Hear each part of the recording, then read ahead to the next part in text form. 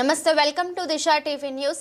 జడ్చర్ల నియోజకవర్గం మిడ్జిల్ మండలంలో కొత్తపల్లి గ్రామంలో అక్రమ ఇసుక తరలిస్తున్న సుమారు లోడుతో ఉన్న 15 టిప్పర్లు అడ్డుకున్న గ్రామస్తులు. బీజేపీ నాయకులు పల్లి తిరుపతి మాట్లాడుతూ ఇంత జరుగుతున్నా చూసి చూడనట్టు వ్యవహరిస్తున్న ప్రభుత్వ అధికారులు, అదేవిధంగా ఇక్కడ టిప్పర్లతో పాటు ఉన్న వ్యక్తిని ఎక్కడికి తీసుకెళ్తున్నారో పర్మిషన్ ఆర్డర్ కాపీ చూపించండి అని ప్రశ్నిస్తే ఎటువంటి పర్మిషన్ లేకున్నా మాకు కలెక్టర్ మరియు మండలం ఎంఆర్ఓ పర్మిషన్ ఉంది, మేము డిపార్ట్మెంట్ వ్యక్తులము, మా ఇష్టం ఏం చేసుకుంటారో చేసుకోండని గ్రామస్తులపై దాడికి దిగారు. గ్రామస్తులు ఇంత జరుగుతున్నా వీరి వెనుక రాజకీయ హస్తం ఉండొచ్చని ఆవేదన వ్యక్తం చేస్తున్నారు. ఇక్కడ నుంచి ఇసుక తరలించడం వల్ల భూగర్భ జలాలు తగ్గి పంటలు ఎండిపోతున్నాయని ఆవేదన వ్యక్తం చేస్తున్నారు. ఇక్కడ నుంచి ఒక టిప్పర్ ఇసుక తరలించిన పెద్ద ఎత్తున గ్రామ రైతులతో ఉద్యమిస్తామని హెచ్చరించారు.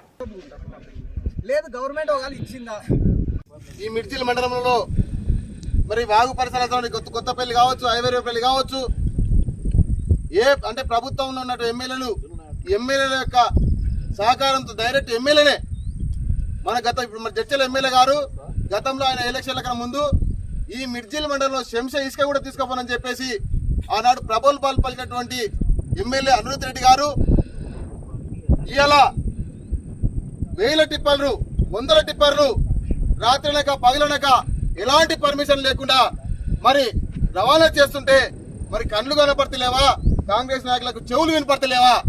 ఆ రోజు నువ్వే కదా ఇదే కొత్తపల్లి వాగుకు గతంలో ఎమ్మెల్యే కాకముందుకు ఈ ఇసుక అనుమతులు రద్దు చేయాలని చెప్పేసి వాగులు వచ్చి కూర్చున్నది వాస్తవం కాదా?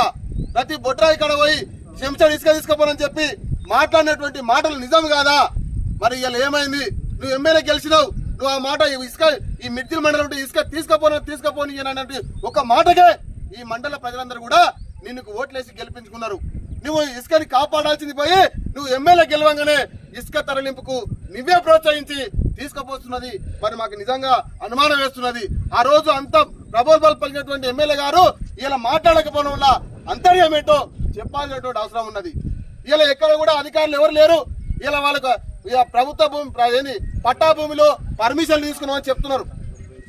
పట్టా భూమిలో పర్మిషన్లు తీసుకుంటే ఇక్కడ ఉన్నటువంటి గవర్నమెంట్ సర్వే నెంబర్ అయినటువంటి 97 సర్వే నెంబర్ లో ఏ విధంగా ఉసుక తీస్తారో ప్రభుత్వ అధికారులు చెప్పాలి. అదే అంతేకాకుండా ఇలా ప్రభుత్వ అధికారులు ఒకసారి గమనించాలి. అక్కడ తీయాల్సినటువంటి లోతు ఎంత, మీకు ఇచ్చినటువంటి అనుమతులకు ఏ విధంగా తీయాలి, ఎన్ని ఫీట్లు తీయాలి, ఎట్లాంటి గైడ్ లైన్స్ లేకుండా ఇష్టానుసారంగా ఇలా టైమింగ్ లేదు, ఏం లేదు, రాత్రి లేదు. మరి ఈ రకంగా ఇసుకను తరలిస్తుంటే అధికారులు ఎక్కడున్నారు, వీళ్ళ ఎమ్మెల్యే గారు ఎక్కడున్నారు? దీన్ని చూడాల్సినటువంటి బాధ్యత మరి అధికారుల పైన లేదా?